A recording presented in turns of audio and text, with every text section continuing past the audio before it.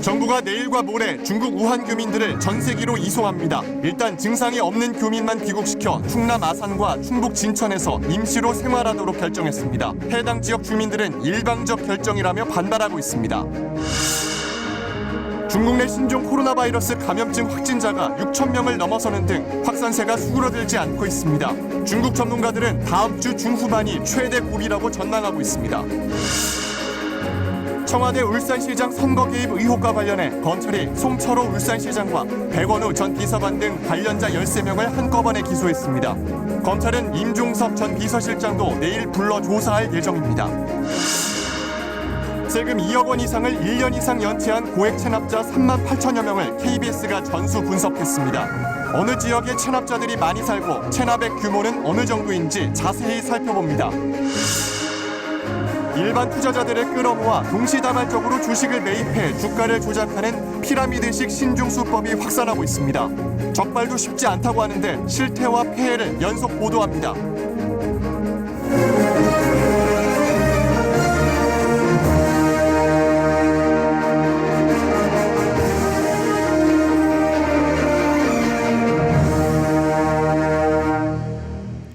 안녕하십니까. KBS 9시 뉴스입니다.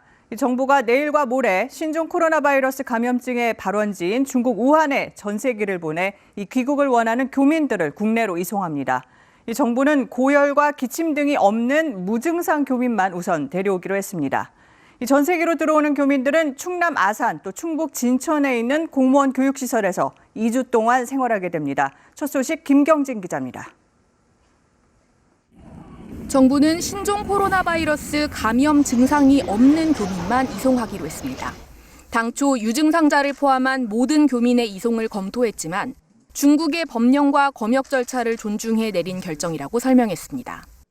중국 현지에서 질병의 공포와 고립된 상황에 처해 있는 국민을 돌보는 것은 국가의 기본적인 책무라고 생각을 합니다.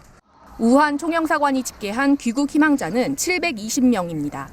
전세기는 내일과 모레 이틀간 오전 10시와 오후 12시 두 차례 우한으로 출발해 오후 7시와 9시 김포공항으로 돌아올 예정입니다.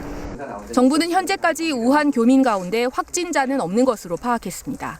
그러나 출국 과정에서 발열이나 기침 등 증상이 있으면 전세기에 태우지 않기로 했습니다. 정부는 귀국하지 않고 우한에 남아있는 교민들에 대해서도 중국 당국과 협의해 보호 조치를 최대한 강구하겠다고 밝혔습니다. 전세기로 귀국하는 우한 지역 교민들은 임시생활시설에서 2주간 생활하게 됩니다. 중앙사고수습본부는 충남 아산의 경찰인재개발원과 충북 진천의 국가공무원 인재개발원 두 곳을 지정했습니다. 경찰인재개발원은 638개, 국가공무원 인재개발원은 212개의 생활관을 가지고 있습니다. 정부는 공항과 종합병원, 주민 밀집 지역과의 거리 등을 종합적으로 고려해 결정했다고 설명했습니다. KBS 뉴스 김경진입니다.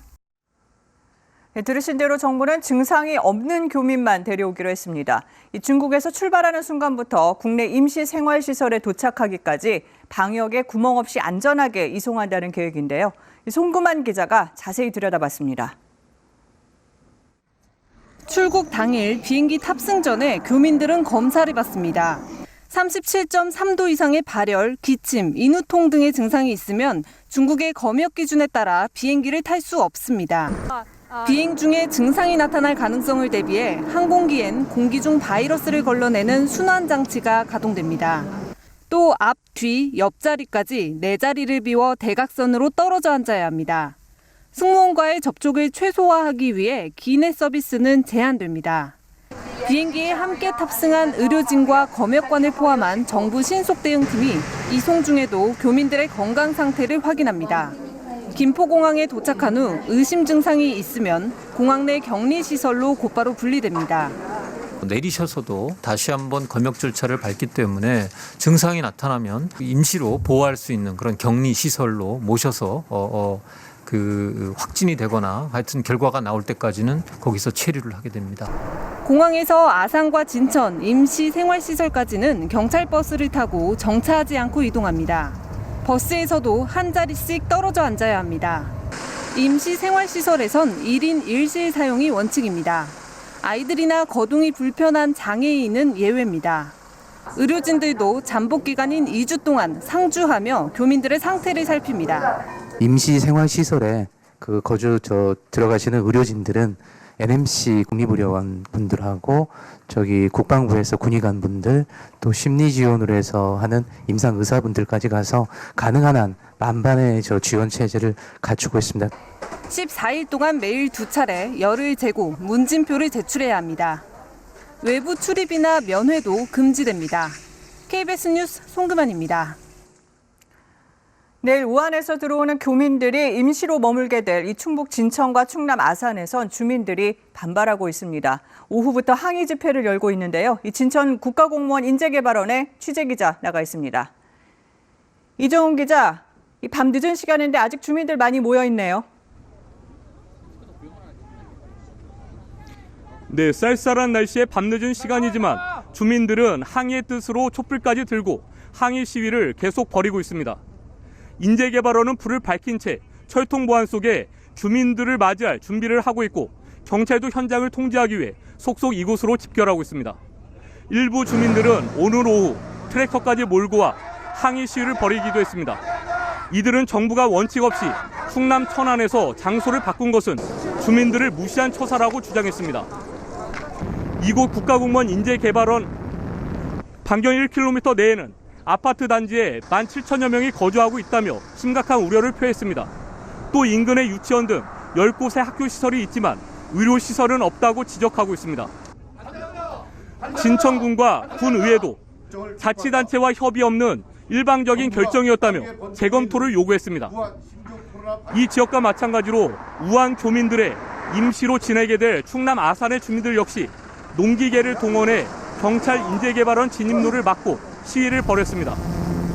귀국하는 교민은 공항에서 검사를 받은 뒤 증상이 없는 경우 내일부터 14일 동안 두 임시생활시설에서 머물게 됩니다. 그러나 주민들은 정부의 결정 철회를 촉구하면서 농성을 이어간다는 계획입니다. 지금까지 충북 진천 국가공무원 인재개발원에서 KBS 뉴스 이정훈입니다. 네, 그럼 일본은 어떻게 하고 있는지 알아보겠습니다. 우리보다 앞서 오늘 일본에선 우한에 체류 중이던 일본인 200여 명이 전 세계로 귀국했습니다. 이 가운데 12명은 발열과 기침 증세가 있어서 병원으로 옮겨졌지만 나머지는 집이나 호텔로 갔다는데요. 도쿄 연결해서 자세히 알아보겠습니다. 황현태 특파원, 이 귀국자들 건강 상태는 어떻습니까? 네, 오늘 아침 귀국한 206명 가운데 병원에 입원한 사람은 12명입니다. 이 가운데 2명이 일단 폐렴 진단을 받았는데 코로나 바이러스 감염에 따른 건지는 아직 확인되지 않았습니다. 탑승자들은 주로 바이러스 진원지로 알려진 우한의 수산시장 인근에 살던 사람들입니다. 상대적으로 감염 위험성이 높은 사람들을 먼저 귀국 조치한 셈입니다. 감염 위험이 높은 사람들 먼저라면 이 데려오는 과정도 신중했겠는데요. 과정은 어땠습니까? 네, 탑승자들은 전세계 안에서 의료진의 1차 검진을 받았습니다. 증상이 확인된 사람들은 따로 떨어진 자리에 옮겨 앉았고요. 공항에 도착해선 일반인이 이용하지 않는 별도 터미널에서 입국 절차가 진행됐습니다. 일본 정부는 취재 경쟁이 과열되지 않도록 증세가 없는 탑승객 2명을 따로 데려와서 기자 설명회를 열기도 했습니다. 그럼 가장 궁금한 게 이 귀국한 사람들 이제 관리는 어떻게 합니까? 네, 입원한 12명은 감염 여부가 최종 확인될 때까지 전문병원 감압실에 격리됩니다. 나머지 사람들은 도쿄 시내 한 병원으로 이송돼 건강검진을 받았는데요. 앞으로 자택 또는 정부가 마련한 숙소 등에 2주 동안 머물며 검사 결과를 기다리게 됩니다. 우한에는 귀국을 희망하는 일본인이 아직 440명 남아있는데 약 1시간 전쯤에 두 번째 전세기가 우한 현지로 떠났습니다. 네, 당장 증상이 없으면 귀가 조치를 했다는 건데 그럼 일본 국민들은 우려하지 않습니까? 네, 좀 더 자세히 말씀드리면 자택격리도 강제사항이 아닙니다. 일본 정부는 최초 일주일은 외출을 삼가고 그 후 일주일도 가급적 밖에 나가지 마라 이렇게 권하는 수준입니다. 이 기간 사흘에 한 번씩 후생노동성이 전화나 문자로 증상을 체크한다는 계획인데요. 일본은 재난재해가 일상인 만큼 정부 방침에 따라 차분히 대처해온 경험과 특성이 반영된 것으로 풀이됩니다. 지금까지 도쿄에서 전해드렸습니다. 네, 그럼 우리 교민들이 전세기를 기다리고 있는 우한 현지 분위기 알아보겠습니다. 중국 후베이성 한인회 정태일 사무국장 화상 연결돼 있습니다. 네, 정 사무국장님 시간 내주셔서 감사합니다. 정부가 내일부터 이틀 동안 전세기를 보낸다고 발표했는데 현지에서 안내는 잘 받고 계신지요? 네, 안녕하세요. 현재 이제 전세기 관련해서는 청와대 측에서 직접 연락을 주셔서 이제 문제 없이 내일 전세기가 이륙할 수 있다는 소식을 전달받았습니다. 제가 듣기로 교민들 700명 넘게 탑승을 신청했다고 하는데 이분들 모두 예정대로 탑승하시는 겁니까? 일부 이제 다문화 가정이신 분들이나 이제 현재 우한시 외곽도로의 이제 통행 제한으로 인해서 이제 탑승이 불가하신 분들이 이제 발생하면서 이제 그분들도 이제 취소를 처음엔 희망을 하셨다가 취소를 하신 분들도 여럿 계신 걸로 파악되고 있습니다. 그럼 이런 분들이 모두 몇 명 정도나 될까요? 일단 현재 지금 계속 파악 중에 있으나 현재 대략 120-30여 명이 되는 걸로 지금 예상하고 있습니다. 그리고 귀국하면 임시 생활시설에서 당분간 지내게 될 텐데 여기에 대해서 우려들은 없으십니까? 네, 아무래도 이제 많은 한인 교민분들 및 이제 한국 분들께서 격리 수용되는 부분에 대해서도 걱정을 많이 하고 계십니다. 아무래도 2차적인 감염 피해나 우려가 없지 않아 있는 상황이고요. 그리고 이제 그로 인해서 이제 말로는 전달받은 내용으로는 14일에서 15일 정도 격리라고 하였지만 혹시나 이제 더 길어지는 건 아닌지 많은 우려를 하고 계십니다. 그리고 여론에 대해서도 좀 걱정하시는 분들이 있다고 들었는데 어떻습니까? 한국에 계시는 분들이 이제 혹시나 오는 사람들이 잠재적인 감염자나 의심 환자가 아닌지 많이 의심을 하고 이제 우려를 하시는 걸로 알고 있습니다. 그와 관련해서 전세기를 탑승을 희망하시는 분들도 많이 이제 고민을 하신 다음에 결정하신 부분이고 그래서 좀 마음 아파하십니다. 네, 정 사무국장님 건강 조심하시고요. 오늘 말씀 감사합니다. 네, 감사합니다. 네, 정부는 우한에 있는 우리 교민들의 이송 계획을 밝히면서 이례적으로 국민들께 당부의 메시지를 남겼습니다. 중앙사고수습본부의 취재기자 연결해 보겠습니다. 이호연 기자, 이 우한 교민들에 대해서 어떤 얘기를 했는지 자세히 좀 전해주시죠. 네, 우한에서 오는 우리 국민들을 부디 따뜻하게 맞아달라 이런 메시지를 남겼습니다. 중앙사고수습본부의 부본부장을 맡고 있는 김강릭 복지부 차관이 오늘 기자 브리핑에서 한 말입니다.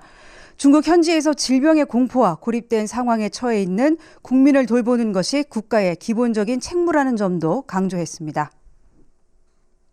우한 거주 교민들을 안전하게 국내로 이송할 예정으로 우리 국민들도 이분들의 고통을 헤아려서 따뜻하게 맞아주시기를 바랍니다.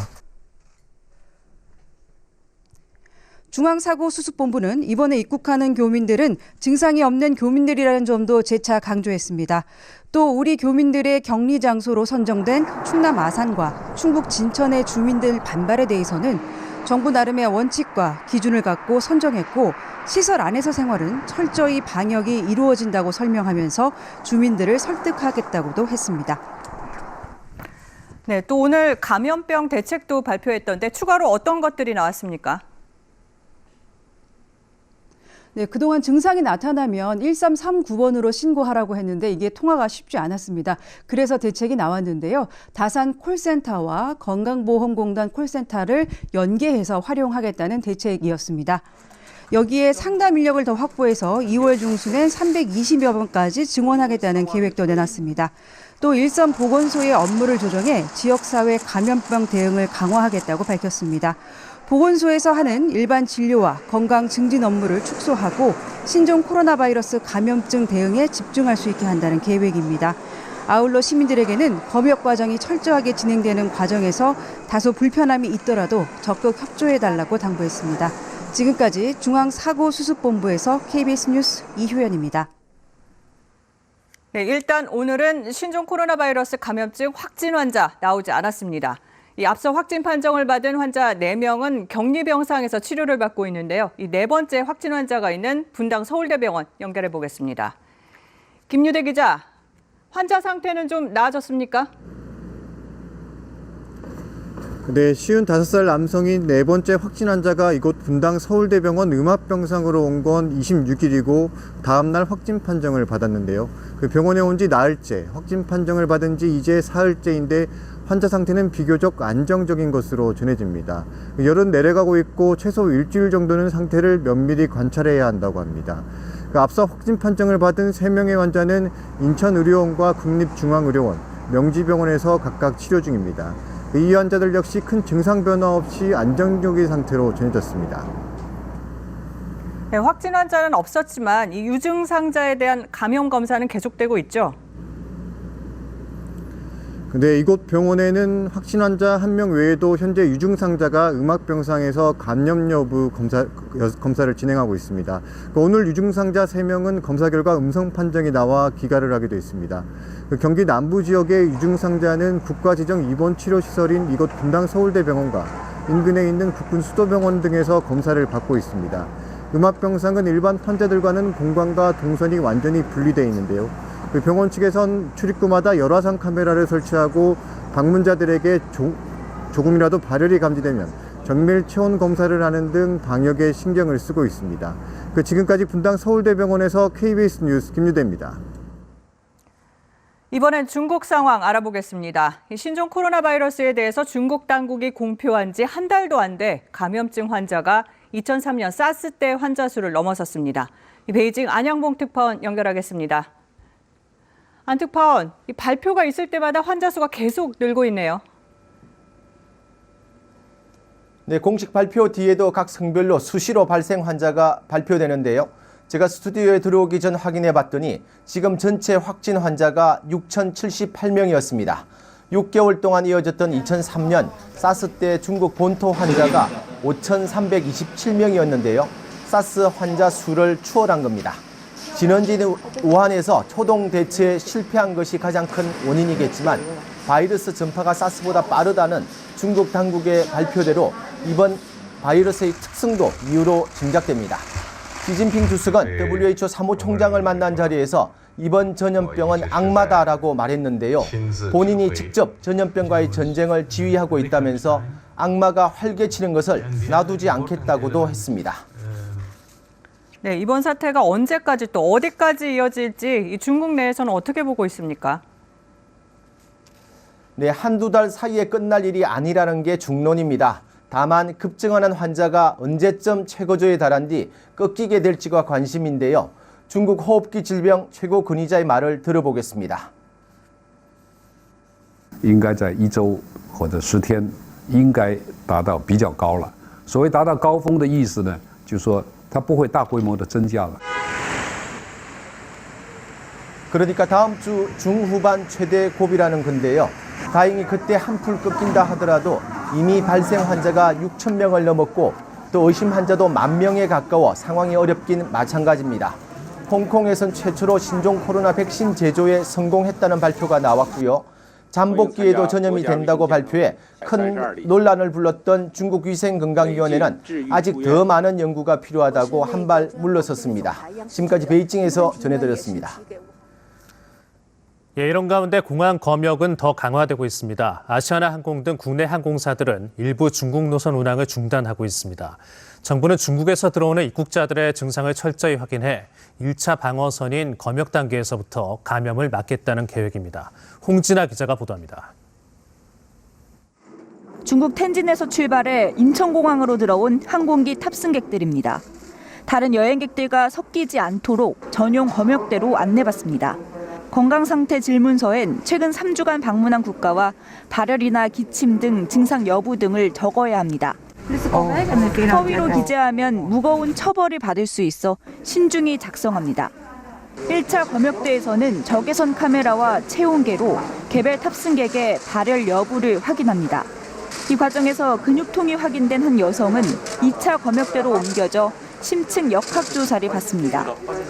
엊그저께부터 맞은 것처럼 좀 아파요? 혹시나 해서 이번에 선별 진료를 열과 호흡기 증상이 아닌 다른 증상이 있더라도 애매하면 선별진료소로 이송돼 추가 검사를 받도록 합니다.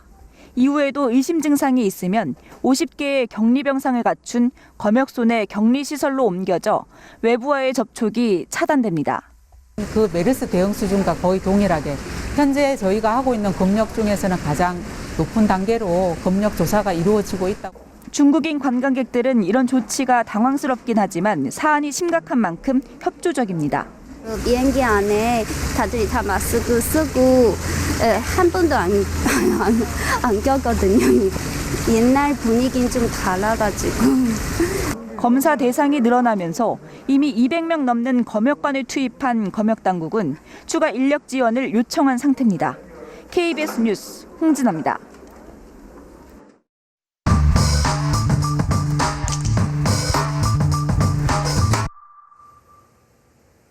신종 코로나 바이러스와 관련해 조작된 정보나 근거 없는 주장들이 빠르게 유포되고 있습니다.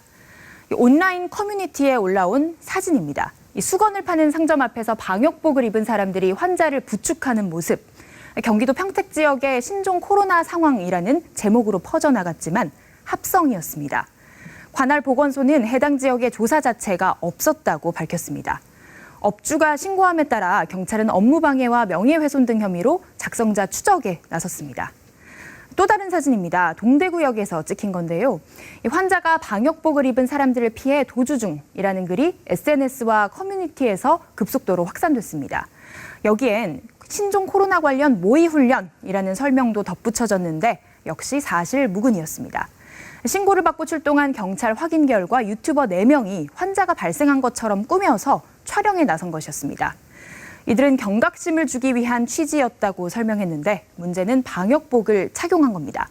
보건당국을 사칭한 걸로 볼 수 있기 때문입니다. 현행법은 공무집행을 방해할 경우 5년 이하의 징역, 1,000만 원 이하의 벌금에 처하도록 하고 있습니다. 확진자가 추가됐다는 거짓 정보도 있었습니다. 수원에서 5번째 확진자가 나왔다는 인터넷 기사 화면, 언론사를 사칭해서 조작한 겁니다. 확진자로 인해 병원이 폐쇄됐다는 게시글도 광주와 목포 등 지역별로 번졌지만 역시 사실 무근이었습니다. 이처럼 확인되지 않은 허위 사실의 유포는 단순 소동이나 혼란에 그치는 것이 아닌 처벌 대상이 될 수 있습니다. 특히 이런 조작 사진, 허위 정보들은 대부분 SNS나 온라인을 통해 유포되는데요. 정보통신망법은 7년 이하 징역 또는 5천만 원 이하 벌금형을 규정하고 있습니다. 팩트체크 K 신선민입니다. 청와대 울산시장 선거 개입 의혹을 수사하고 있는 검찰이 한병도 전 청와대 정무수석과 백원우 전 민정비서관, 박형철 전 반부패 비서관을 재판에 넘겼습니다. 또 송철호 울산시장과 황운하 전 울산지방경찰청장 등 모두 13명을 기소했습니다. 이지윤 기자가 보도합니다. 청와대의 울산시장 선거 개입 의혹을 보는 검찰의 시각은 크게 두 갈래입니다. 먼저 지방선거를 앞두고 야당 후보인 김기현 전 울산시장 측에 대해 청와대로부터 비리 첩보를 받아 경찰이 적극적으로 수사를 벌였다는 이른바 하명수사 의혹입니다. 검찰은 송철호 울산시장이 직접 황운하 당시 울산지방경찰청장에게 수사를 청탁했다고 판단했습니다.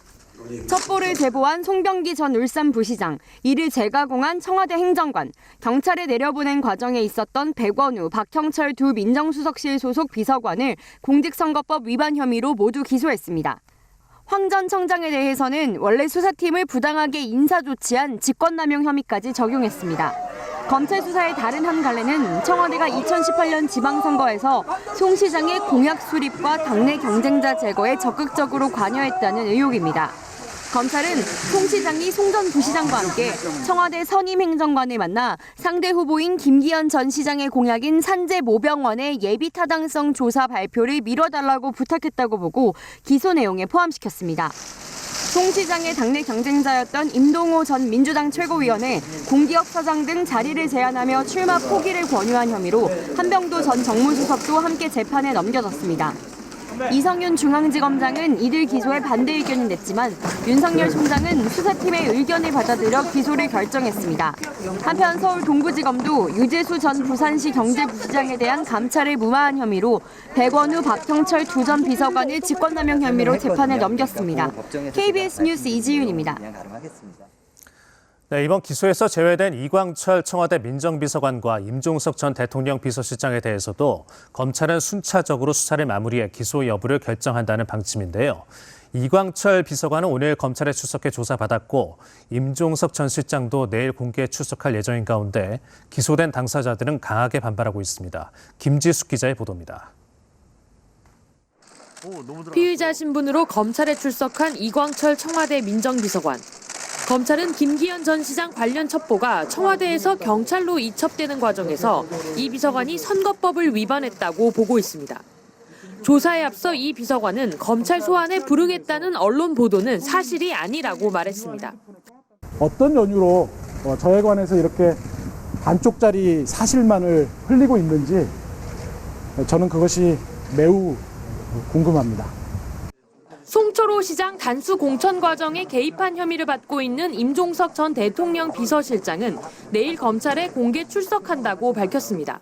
그러면서 이번 사건은 수사가 아니라 정치에 가깝다며 짜맞추기를 하고 있다고 주장했습니다.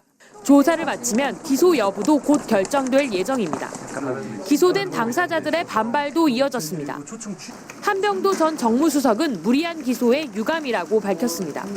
특히 임동호 전 민주당 최고위원은 오래된 친구라며 자신이 공사의 직을 제안한 것이 아니라 임 전 최고위원이 수차례 요청한 것이라고 주장했습니다. 황운하 전 울산경찰청장은 헌법상 기본권조차 무시했으며 묻지마 기소라는 SNS 글을 올렸습니다.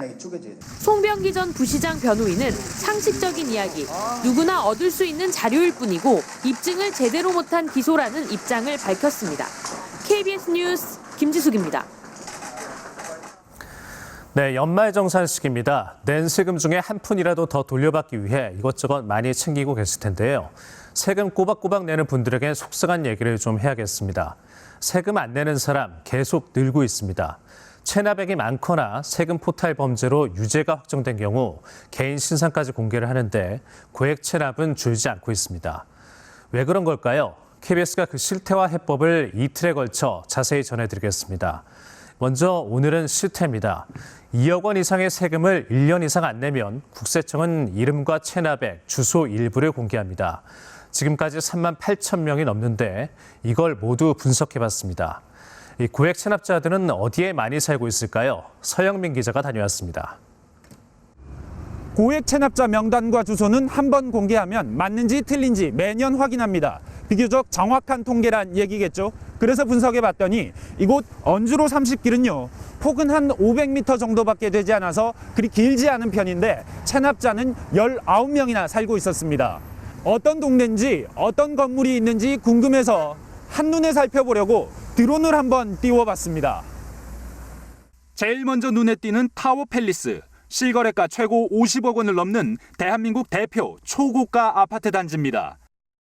주소가 이곳으로 돼 있는 9명, 세금 104억 원을 체납했습니다. 그 아래 우성 리빙텔에는 1명이 20억 원, 길끝 대리마크로빌에서는 5명이 78억 원을 안 냈고 건너편 현대비전 21에 사는 4명은 195억 원을 체납했습니다. 합해보면 이 언주로 30길 체납액만 거의 400억 원입니다. 다음은 서초중앙로 188과 200입니다. 서초동 법원 옆에 이 노른자위 부지에도 15억 원이 넘는 초고가 아파트가 즐비합니다. 서초 아크로비스타 4명 37억여 원, 삼풍아파트 6명 127억여 원 해서 165억 원의 세금이 체납돼 있습니다. 압구정 현대아파트와 한양아파트에도 고액 체납자가 많습니다. 24명 390억 원이나 됩니다. 이곳에서 눈여겨봐야 할 곳이 또 있습니다. 바로 아파트 단지 안에 이 작은 건물입니다. 260억 원의 세금을 안 낸 다른 체납자 9명의 주소지가 공교롭게도 모두 여기로 돼 있습니다. 한 건물에 왜 이렇게 많을까 궁금해서 직접 찾아와 봤더니요. 주민센터가 있습니다. 진짜 체납자가 살고 있는지 들어가 확인해 보겠습니다.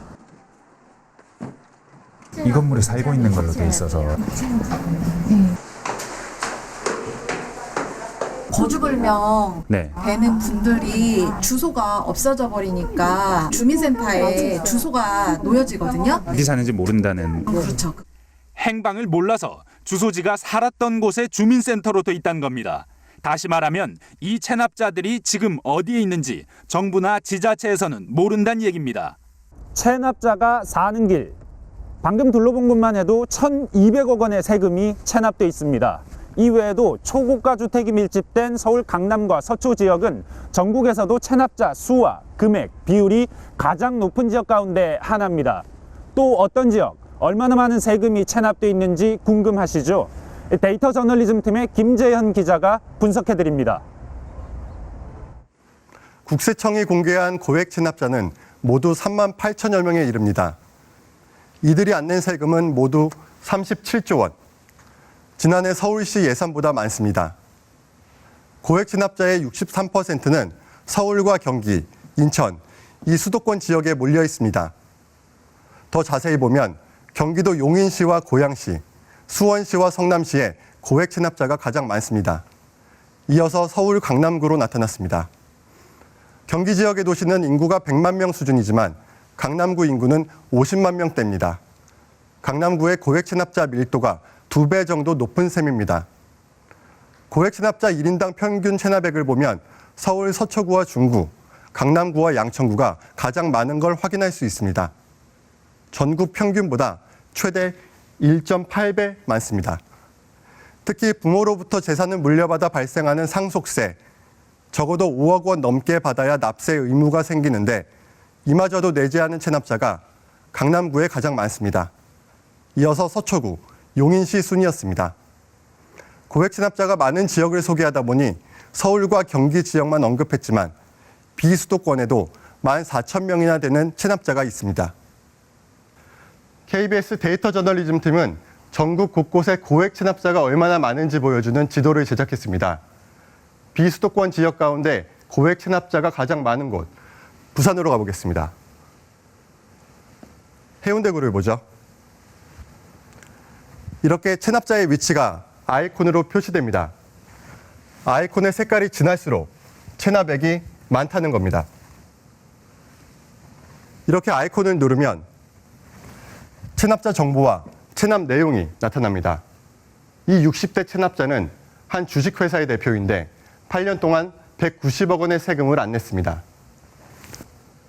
이렇게 화면 가득한 고액 체납자들, 부산 해운대구에만 260명, 안 낸 세금만 2,600억 원입니다. 여기 버튼을 누르면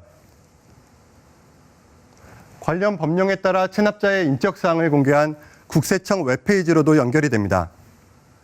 이렇게 국세청은 구체적인 신상정보까지 공개하면서 고액 체납자들을 압박하고 있습니다. 하지만 그 결과는 어떨까요? 징수율 3%대에 그치고 있습니다. 왜 이렇게 징수가 어려운지, 또 대안은 무엇이 있는지 등은 내일 이어서 전해드리겠습니다. KBS 뉴스 김재현입니다.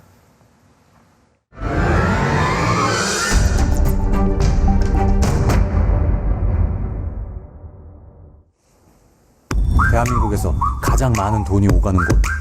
증권시장 하루 평균 거래대금 7조 원. 나는 주식 브로커다. 네, 영화 돈의 한 장면입니다. 이 영화에서처럼 주가 조작이라고 하면 이른바 부티크라고 불리는 투자자문사가 이른바 쩐주를 끼고 소수의 주가 조작팀과 연계해 은밀히 주가를 끌어올리는 방식이 일반적이었습니다. 최근에는 일반 투자자 수천 명을 피라미드식으로 끌어모아 수천 명이 동시다발적으로 주식을 사들이는 신종 수법이 등장했습니다. 증권감독 당국마저도 이런 식이면 법적 제재를 가하기가 힘들다고 실토했는데요. 주가 조작은 많은 피해자들을 만들어내고 자본시장의 질서 자체를 교란하는 심각한 범죄 행위입니다. KBS는 오늘부터 사흘 동안 피라미드식 주가 조작의 실태와 폐해를 집중적으로 보도할 예정입니다. 탐사 K 김효신 기자입니다. 고층 빌딩에 실비한 서울 강남구 역삼동. 한 빌딩 2층으로 올라가자 휘은제로 운영되는 유사투자 자문업체가 등장합니다. 그래요? 성함이 알려줄까요? 성함이요? 네, 추천 받으시면 애당초 정상적인 취재는 불가능한 상황. 취재진은 투자를 하겠다며 다시 잠입 취재를 시도했습니다. 소개서 처음 왔는데 저희도 아, 그래요? 돈 어느 정도 넣어야 돼요? 기본이 3만 원인데요? 건물 한 층을 통째로 빌린 업체 내부는 고급 가구로 꾸며져 있습니다. 안쪽으로 들어가자 본부장이라는 여성이 투자자들을 맞습니다. 서울 등 전국 시도에 30여 곳의 지사와 관리자 100여 명을 두고 있다고 설명합니다. 지금 전국에 지사가 30개가 넘고 정회원이 1000명이 넘고 정회원이 되려면 투자금을 내야 하고 그러면 저평가된 주식을 같이 사들여서 주가가 오른 만큼 수익을 배분한다고 말합니다. 저평가된 회사를 찾아서 이 기업도 살리고 우리 회사도 수익을 내는 이런 시스템인데 수익이 얼마가 나와 이거를 5대 5로 정회원이 되는 조건은 최소 1,000만 원 이상의 투자. 투자금을 넣은 개인 명의의 증권거래 통장을 만들어서 회사에 맡겨야 합니다. 이 회사는 유사투자 자문업체라 위탁 매매를 할 수 없는데도 불법 차명 투자를 부추기고 있는 겁니다. 본인 계좌로 1억을 넣어서 이제 주면 운영은 어차피 회사가 해야 되니까. 전국 지점장들을 대상으로 하는 대표의 특별 강의를 들어봤습니다. 2주 뒤까지 집중적으로 사들일 주식 종목을 알려줍니다. 또 주종목으로 선정한 회사는 역시 오르락내리락은 했어요. 17,000원, 2만 원도 가고. 같은 지역에서 주식을 집중적으로 사들이면 금감원이 주가 조작으로 적발할 수 있지만 전국에서 사들이는 것은 적발하기 힘들다며 큰 소리를 칩니다. 100명이 한 특정 지역에서 움직이는 건 작전. 지금처럼 우리 회원들이 그런 것은 작전이 될 수가 없어요. 증권감독당국의 법적 제재를 피할 방법을 치밀하게 연구한 뒤 주가 조작에 나섰다는 이야기입니다. KBS가 확인한 이런 피라미드식 주가 조작 업체만 3곳이지만 적발은 쉽지 않습니다. 다단계 피라미드 조직의 수천 명이 한꺼번에 움직이면 이들의 연관성을 입증하기 힘들다는 겁니다. 최종적으로 잡으려 그러면 이제 AL이라는 사람과 B 사람이 이제 한통속이라는 부분을 이제 입증을 해야 되거든요. 전국에 흩어져서 각자 다른 계좌로 들어오기 때문에 그 하나하나로 보면은 실질적으로 입증하기 어렵죠. 최근 5년 동안 주가 조작으로 인한 부당 이익은 1조 원대입니다. 이런 피라미드식 신종 주가 조작까지 포함하면 얼마나 더 늘어날지 모릅니다. 이들 업체 때문에 인생을 망쳤다는 피해자들의 제보가 속속 들어오고 있지만 탐욕에 눈이 어두워 주가 조작에 가담했던 사람들은 돈 자랑을 하면서 하룻밤에 수억 원을 쓰기도 했습니다. KBS 뉴스 김효신입니다. 예, 계속해서 신종 코로나 바이러스 관련 소식 전해드리겠습니다. 정치권은 한 목소리로 신종 코로나 바이러스 확산을 막기 위해 초당적 협력이 필요하다고 강조했지만 내놓은 진단과 해법은 달랐습니다. 한국당은 중국 우한 지역에서 들어오는 외국인 입국자를 막아야 한다고 했고 민주당은 혐오를 부추기는 정치적 시도라며 중국인 공포 확산이 우려된다고 지적했습니다. 송낙규 기자입니다. 오늘 아침 회의, 여야는 힘을 모으자고 시작했습니다. 국민 안전에는 여야가 따로 없습니다. 초당적으로 협조할 것입니다. 하지만 딱 거기까지 부르는 병명부터 달랐습니다. 우한 폐렴이 우한 폐렴 대책 신종 코로나 바이러스 그제 청와대가 공식 명칭을 써달라고 했는데 한국당 우한 폐렴을 고집했습니다. 고질적인 중국 눈치 보기에 국민의 불신은 더욱 깊어집니다. 한 발 나아가 중국인 입국 금지 법안도 발의했습니다. 즉각적으로 중국인의 입국을 한시적으로 금지하십시오. 한국에 온, 우리나라에 온 중국 관광객을 적극적으로 송환하십시오. 민주당은 세계보건기구도 혐오 때문에 우한 폐렴을 쓰지 말라고 권고하고 있다며 정쟁을 멈추라고 말했습니다. 재난을 정치 쟁점화하려는 시도를 보이고 있어 유감스럽습니다. 중국인 포비아까지 확산시키고 있다는 우려가 있습니다. 정치권이 차분하게 대처하자고도 했습니다.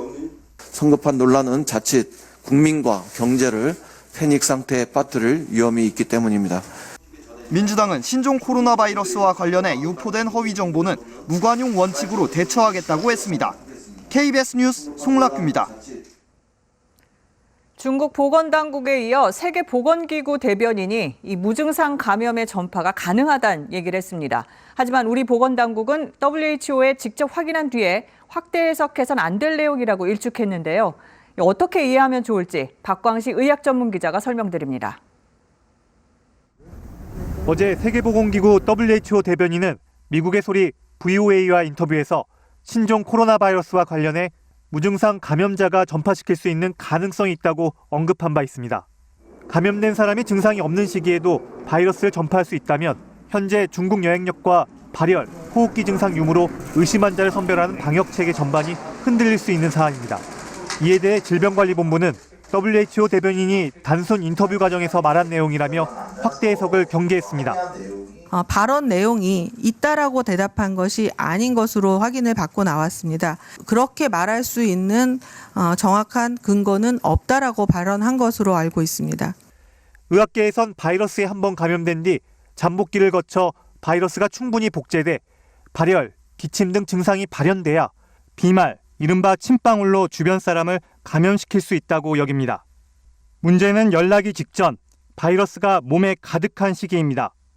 홍역이나 인플루엔자의 경우 이 시기에 무증상일 때 감염이 확인된 바 있기 때문입니다.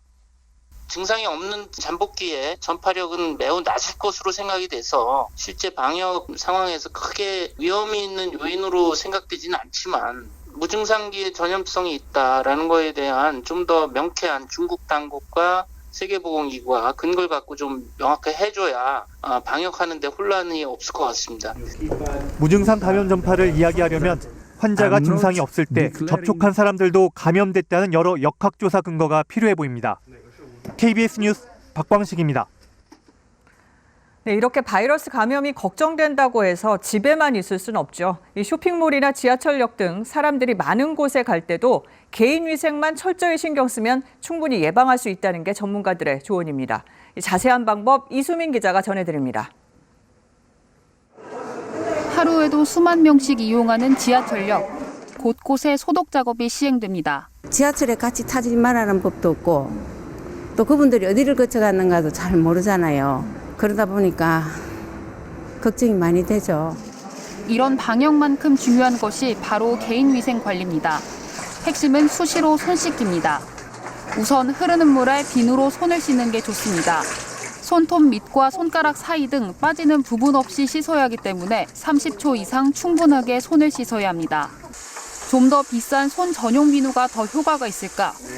전문가에게 물었더니 제형의 차이일 뿐 세정 효과면에선 일반 비누와 차이가 없었습니다. 비누와 물을 쓸 수 없을 때는 알코올이 70% 이상 함유된 손 세정제를 이용하는 게 대안이 될 수 있습니다. 마스크는 일반용보다 식약처 인증 보건 마스크인 KF80 이상을 쓰는 게 좋습니다. KF80이란 평균 0.6 마이크로미터 크기의 미세 입자를 80% 이상 차단한다는 의미입니다. 한 번 쓴 마스크는 오염됐을 가능성이 있기 때문에 다음 날엔 반드시 교체하는 게 좋습니다. 그럼 빨아서 다시 쓰는 건 어떨까? 세탁하는 과정에서 마스크의 섬세한 필터 기능이 망가질 수 있기 때문에 빨아 써도 안 됩니다. 비말로 전파되는 것을 막기 위해서 마스크 쓰는 것을 강조하고 있으며 호흡기나 이런 데서 나온 것 갖다가 접촉으로 전파가 되기 때문에 이제 손 씻기를 강조하는 원인이 되고 있습니다. 기침 예절도 중요합니다. 기침을 할 때 이렇게 손을 모아 입을 가리고 하는 경우가 많은데요. 그러면 손에 침방울이 튀어 이렇게 손을 대는 곳에 바이러스를 옮길 수 있는 만큼 반드시 옷소매로 입과 코를 가리고 기침을 해야 합니다. 조금 더 신경 쓰면 조금 더 안전해질 수 있습니다. KBS 뉴스 이수민입니다. 신종 코로나 바이러스 감염증에 대한 우려 때문에 마스크 등 위생용품 판매가 급증하고 있습니다. 그런데 이 와중에 일부 판매업체가 마스크 값을 지나치게 올리고 또 아예 주문을 취소하기도 해서 소비자 불만이 쏟아지고 있습니다. 박진수 기자의 보도입니다. 마스크를 쓰고도 새 마스크를 고르는 사람들. 마스크를 박스째 사가는 모습까지 찾아볼 수 있습니다. 소비자들이 몰리면서 이미 동난 곳도 많습니다. 편의점 마스크 판매대입니다. 보시는 것처럼 제품이 다 나가고 텅텅 비어 있습니다. 다 빠진 거예요, 지금 물량이. 아마 그럴 거예요. 마스크 생산업체도 바빠졌습니다. 하루 30만 장을 생산하던 이 마스크 제조 공장은 다음 주부터는 하루 60만 장을 생산할 계획입니다. 이런 와중에 마스크 값을 평소보다 5배나 올려받는 업체들이 있습니다. 이틀 전엔 630원이던 마스크 가격이 어제는 1,800원, 오늘은 3,150원으로 올려받고 있습니다. 정부에서도 마스크를 꼭 착용해라 이렇게 얘기를 하고 있는데 이 상황에서 가격을 이렇게 올려서 폭리를 취하는 모습이 많이 씁쓸해요. 아예 기존 마스크 주문을 취소시키고 가격을 올려받기도 합니다. 일방적 취소당하고 가격은 3배로 올라 있고 솔직히 저희는 못 써도 애라도 먼저 쓰게 하고 싶은데 신종 코로나 바이러스 확산으로 마스크나 손세정제와 같은 위생용품 수요는 전년 대비 최대 50배 가까이 판매량이 급격히 늘어난 곳도 있습니다. 신종 코로나 바이러스 여파가 장기화될 것이란 전망 속에 판매업체들의 폭리 논란은 계속될 전망입니다. 어제와 오늘 이틀간 한국 소비자원의 마스크 가격과 관련돼 제기된 민원만 40건이 넘었습니다. KBS 뉴스 박진수입니다. 예, 이번에는 우리나라와 해외의 신종 코로나 바이러스 감염증 상황을 정리해 보겠습니다. 재난방송센터를 연결합니다. 자, 김민경 기자, 다행히 오늘은 국내 추가 확진자가 나오지 않았죠? 네, 최근 이틀 사이 추가 확진자는 없었고요. 현재까지 국내 확진자 4명으로 집계됩니다. 이 가운데 한국인은 3명입니다. 모두 우한에서 입국했고요. 우려되고 있는 사람 간의 감염 사례는 현재로선 없습니다. 다만 현재 증상이 발생해서 검사를 받고 있는 사람이 28명에 이르기 때문에 예의주시하고 있습니다. 정부는 4단계 위기 대응 단계 중에 3번째인 경계 단계 유지하고 있습니다. 현재 상황에서 분석한 특징 짚어보겠습니다. 신종 코로나 바이러스는 감염력은 다소 높지만 치사율을 보면 3% 안팎 기록하고 있습니다. 메르스나 사스와 비교했을 때 치사율이 낮아 보이지만 현재 진행 중인 상황이라는 점을 감안하면 더 높아질 가능성이 남아 있습니다. 아직 백신이 없습니다. 손 씻기와 마스크 착용, 현재로선 가장 효과적인 방법입니다. 의심되는 상황에서 증상을 자각하신 분들이 있다면 스스로 자가격리하면서 1339번으로 신고를 당부드리겠습니다. 전 세계적인 상황도 좋지 않습니다. KBS가 질병관리본부가 공식 집계한 자료를 분석한 결과를 보면 현재 6,056명 기록하고 있습니다. 앞서 베이징 특파원이 중국에서만 6,070여 명에 이른다고 전해온 것을 보면 실시간 기준으로는 이보다 더 늘었을 것으로 추정됩니다. 사망자 수는 132명인데요. 모두 중국인입니다. 지난 20일을 전후해서 지금 상승 추세 뚜렷하게 나타나고 있죠. 특히 최근 이틀 사이에 확진자 수 급증했습니다. 지금 붉은색으로 표시되고 있는 확진자 수를 보면 중국이 가장 많고 그 다음으로는 태국에서 14명, 그리고 일본은 7명으로 집계됐습니다. 주로 인접한 동남아시아 국가에서 확진자 수가 집중되고 있는 양상이지만 멀리 있는 독일이라든지 프랑스에서도 확진자 3명 나왔습니다. 국내에서도 본격적인 확산을 막기 위해서 적극적인 대비를 당부드리겠습니다. 재난방송센터에서 KBS 뉴스 김민경입니다.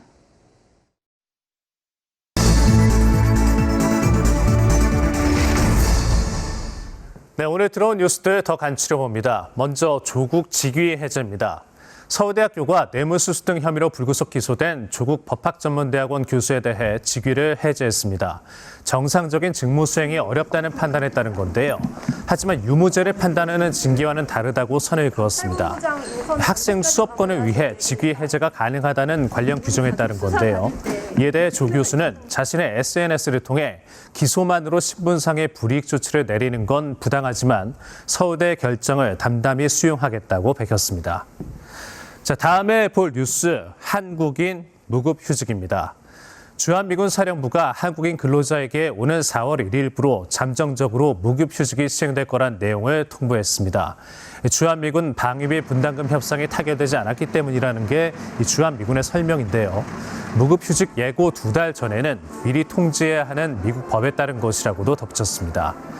분담금을 둘러싸고 한미 양측 지난 14일과 15일에도 만나 협상을 했지만 별 성과는 없었습니다. 결국 방위비 협상 과정에서 주한미군에 근무하는 한국인 근로자를 볼모로 쓰려는 거 아니냐, 이런 비판도 나오고 있습니다. 오늘 간추린 뉴스 여기까지입니다.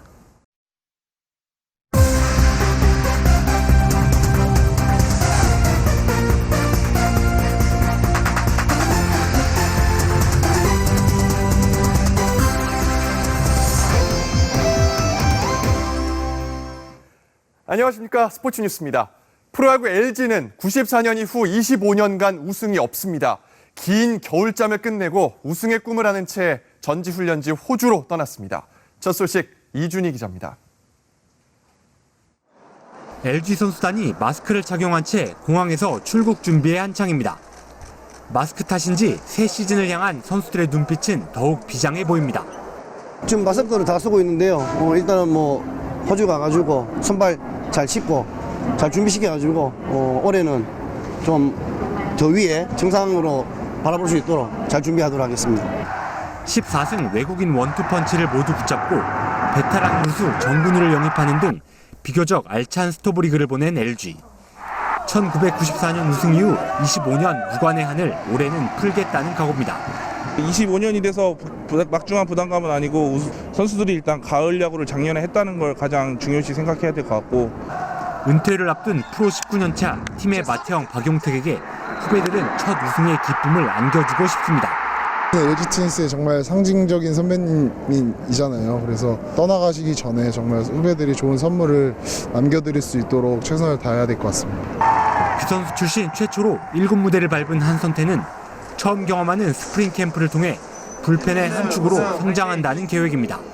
어제 저녁까지는 조금 믿기진 않았는데 설마 막 취소되지 않을까라는 생각도 많이 했었는데, 그렇죠. 설레기도 하고 긴장도 많이 되고 또 어떻게 해야 될까 많이 생각도 많이 하고 있습니다. 새 시즌 담금질에 들어가는 프로야구 10개 구단은 해외 전지훈련을 위해 오늘부터 출국하기 시작했습니다.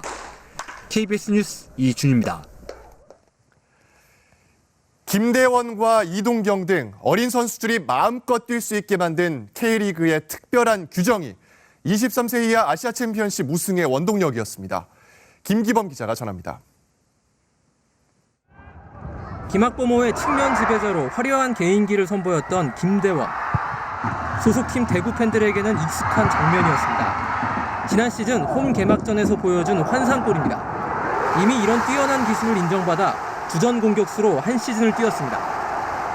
왼발 프리킥의 달인 이동경과 골키퍼 송범근 등 무려 19명이 K리그에서 활발히 활동하는 선수들이었습니다. 선수들이 고르다 그럴까요? 특출난 선수는 없어도 열심히 하는 선수는 많이 있었거든요. 그래서 어느 누가 나가도 열심히 하면 상대팀한테 우리가 지진 않겠다. 4년 전 리우올림픽 최종 예선 당시 팀과 비교하면 한 가지 뚜렷한 차이점이 있습니다. K리그 출전 시간입니다. 김학범호의 K리그 선수들은 지난 시즌 출전 시간이 총 38,032시간으로 4년 전보다 2배 이상 증가했습니다. 22세 이하 어린 선수들을 출전 명단에 포함시켜야 하는 의무 규정이 강화되면서 선수들의 실전 경험이 눈에 띄게 는 겁니다. 특히 지난 시즌부터 이 규정이 23세에서 22세로 낮춰지면서 이번 대표팀 경기력 향상에 직결됐습니다. 23세가 되기 전에 충분한 경험을 쌓은 선수들이 23세가 되면은 그 경험을 실제 경기장에서의 실력으로 발휘하게 되는 그런 효과는 충분히 있을 것 같습니다. K리그는 올해부터 군팀인 상주에도 22세 이하 규정을 적용시켜 확대한다는 방침입니다. K리그가 선도적으로 도입한 젊은 선수들의 출전 의무 규정이 체계적인 유소년 육성 시스템과 맞물려 한국 축구의 미래를 밝히고 있습니다. KBS 뉴스 김기범입니다. 신종 코로나 바이러스 사태로 프로농구와 배구 등 겨울철 실내 스포츠에 비상이 걸렸습니다. 마스크를 배포하고 열 감지 카메라까지 동원하는 등 전력을 다하고 있습니다. 문영규 기자입니다. 프로농구가 열리는 잠실 실내체육관. 경기장을 찾은 팬들 상당수가 마스크를 쓰고 있습니다. 미처 마스크를 준비 못한 팬들을 위해 구단이 직접 출입구 앞에서 마스크를 나눠주기도 합니다. 출입구엔 관중들의 체온을 재는 열감지 기기까지 투입됐는데요. 실내 스포츠라 팬들의 걱정이 큰 만큼 구단들도 대책 마련에 안간힘을 쓰고 있습니다. 손 소독제도 경기장에 비치되는 등 가능한 예방 수단을 모두 동원하고 있습니다. 경기 중에도 마스크를 쓰고 응원을 펼치는 모습에선 팬들의 우려가 느껴졌습니다. 그래도 다들 마스크 착용하시고 아까 들어올 때 보니까 이런 거 열도 감지하시고 손소독제도 이렇게 구비해 놓으셔서 그거는 괜찮을 것 같아요. 같은 실내 스포츠인 배구도 비슷한 풍경이었습니다. 경기장 앞에서 마스크를 배포하는 것은 물론 만약의 경우에 대비한 격리구역까지 마련했습니다. 그러나 사태가 확산하고 장기화한다면 흥행은 물론 리그 진행에도 차질이 예상됩니다. 문체부 지원을 받아 각 경기장에 총 6만 개의 마스크를 배포할 예정이고 향후 정부 대책에 따라 신속히 대응할 것입니다. 신종 코로나 바이러스 사태로 발등에 불이 떨어진 실내 스포츠. 총력 대응 체제를 갖추고 사태가 조속히 진정되기를 바라고 있습니다. KBS 뉴스 문영규입니다. 호주 오픈 테니스에서 독일의 차세대 스타 알렉산더 즈베레프가 메이저 징크스를 깨고 처음으로 4강에 올랐습니다. 5세트로 진행되는 메이저 대회에서 유독 약한 모습을 보였던 즈베레프. 하지만 오늘은 달랐습니다. 각도 깊은 포핸드로 바브린카를 꼼짝 못하게 몰아붙입니다. 매치 포인트에서 과감하게 서브앤 발리를 시도해서 결국 경기를 끝내버리네요. 3대1로 승리한 즈베레프는 생애 첫 메이저 대회 4강에 진출했습니다.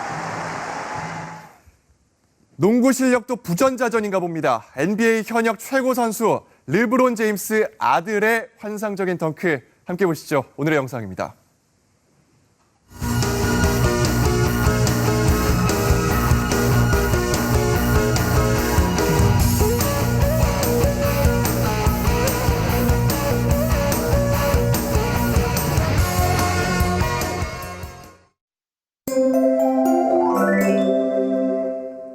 강원도 평창과 홍천 등 산간 지역에는 사흘 동안 최고 30cm에 가까운 큰 눈이 내렸습니다.